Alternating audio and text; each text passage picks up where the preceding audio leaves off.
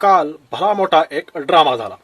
त्याचं झालं असं की ठाण्यामध्ये एक मोठा कार्यक्रम सुरू होता आणि त्या कार्यक्रमामध्ये व्यासपीठावर एकनाथ शिंदे, त्यांच्या बाजूला उदय सामंत हे बसले होते आणि त्यांच्या बाजूला रवींद्र चव्हाण होते.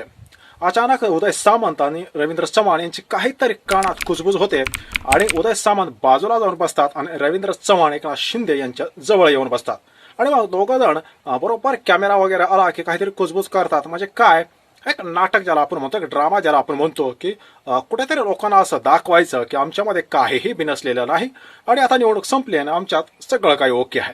पण ज्या वेळेस पत्रकारांनी एकनाथ शिंदे यांना एक प्रश्न विचारला की तुम्ही हल्ली जे काही दिल्लीला पळता त्यावरून तुमचं आणि देवेंद्र फडणवीस यांचं जे काय बिनसलेलं आहे त्याचं कारण काय, त्यावर एकनाथ शिंदे खोटं खोटं हसले ते आणि त्यांनी सांगितलं की तुम्ही पत्रकार नाही व्हायला पाहिजे तर तुम्ही महाराष्ट्रातील हास्य जत्रा या कार्यक्रमामध्ये तुम्ही सहभाग घेतला पाहिजे. मात्र पडद्यामागं इंटरेस्टिंग राजकारण हे तसंच आहे. कारण 2 दिवसापूर्वी शंभूराज देसाई, आता शंभूराज देसाई म्हणजे काय एक साधं सुद्धा नाव नाहीये, ते शिंदे यांचे खासम खास असून कॅबिनेट मंत्रीपद त्यांच्याकडे आहे. त्यांनी एक स्टेटमेंट असं दिलं होतं की एकनाथ शिंदे यांनी जर का उठाव केला नसता तर भारतीय जनता पक्षाची सत्ताच आली नसते. हे कोण म्हणतंय? शंभूराज देसाई.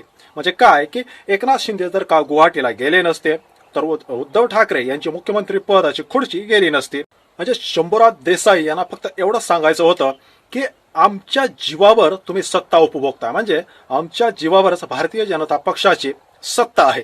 आता हे बोलतंय कोण? शंभूराज देसाई. आता तुम्ही म्हणाल की शंभूराज देसाई हे का एवढं मोठं नाव आहे का? थोडं थांबा. पडद्यामागचं इंटरेस्टिंग राजकारण असं आहे की मला जे करायचं ते मी करणार नाही, ते माझे सवंगडी करतील. म्हणजेच काय, जे एकनाथ शिंदे हे वारंवार जे दिल्लीला जात आहेत त्यांचा राग आहे आणि पत्रकाराने आपण म्हणतो ना की खरं बोललं की कुणालाही राग येतो. त्यामुळं भारतीय जनता पक्ष आपल्याला डॅमेज करतो हे एकनाथ शिंदे यांना तर माहिती आहे. मात्र जे काय बोलायचं आहे म्हणजे एकनाथ शिंदे यांनाच ते बोलायचं आहे, फक्त ते बोलायला लावतायत शंभूराज देसाई यांच्याकडून. कारण एकनाथ शिंदे यांना डायरेक्ट तसं बोलता येत नाही आणि सेम प्रकार देवेंद्र फडणवीसांचा आहे. म्हणजे काय, त्यांना एकनाथ शिंदे यांचा पक्ष फोडायचा आहे पण फडणवीस यांना तो पक्ष फोडता येत नाही, त्यामुळं ते रवींद्र चव्हाण यांच्या मार्फत पक्ष फोडतायत. म्हणजे दोघांकडून हे सेम सुरू आहे. त्यांनाच करायचंय पण ते करता येत नाही, म्हणून हाताखाली कोणीतरी धरलेलं आहे. म्हणजेच काय की एकनाथ शिंदे यांना फक्त एवढं सुचवायचं आहे की मी जर बंड केलं नसतं आणि ज्या पद्धतीनं संजय राऊत यांनी डेअरिंग केली, कुणालाही ते घाबरले नाहीत आणि थेट भारतीय जनता पक्षानं त्यांना जे काय तुरुंगात घातलं, नंतर 4-6 महिन्यांनी ते बाहेर आले. मात्र तेवढं धाडस एकनाथ शिंदे यांचं होतं का? एकनाथ शिंदे हे आपले जे काय मंत्री संत्री आहेत किंवा हाताखालचे जे कोणी आहेत चेले चपाटे यांच्या मार्फत हे सांगण्याचा प्रयत्न करतायत की माझ्या जीवावर तुम्ही सत्ता उपभोगता. कुणाला सांगतायत? भाजपला. पण हे खरं आहे का? हे अर्धवट खरं आहे.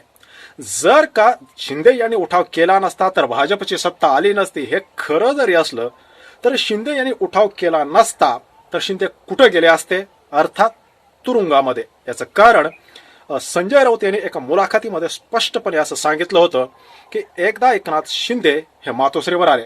मातोश्रीवर आल्यानंतर ते रडायला लागले आणि रडता रडता त्यांनी उद्धव ठाकरे यांना असं सांगितलं की माझं हे का वय तुरुंगात जायचं आहे का? आता नातवंडासोबत खेळण्याचं माझं वय आहे, आपण भाजपसोबत जाऊ, माझ्यावर दबाव आहे, माझी चौकशी होऊ शकते आणि मला तुरुंगात घातलं जाऊ शकतं. आता एवढं सांगितल्यानंतर एकनाथ शिंदे यांनी कधीही या प्रश्नाचं उत्तर दिलं नाही किंवा काउंटर केलं नाही. याचा अर्थ संजय राऊत जे काय बोलले त्यात काहीतरी खरं आहे. म्हणजे काय, उदय त्या ठिकाणी शंभूराज देसाई तर असं म्हणत असतील की आम्ही उठाव केला नसता, एकनाथ शिंदे यांनी उठाव केला नसता तर भाजपची सत्ता आली नसते.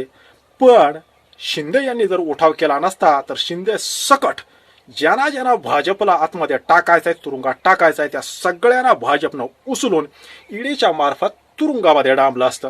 त्यामुळं त्यांना भिडायची तुमची धमक होती का? बिलकुल नाही.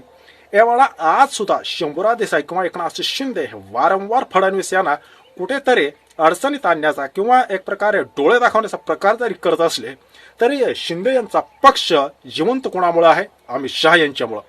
ज्या दिवशी देवेंद्र फडणवीस अमित शहा यांना सांगतील की यांचे नखरे खूप वाढलेत आणि यांचा पक्ष संपवून टाका, त्या क्षणाला एकनाथ शिंदे यांचा पक्ष संपून जाईल.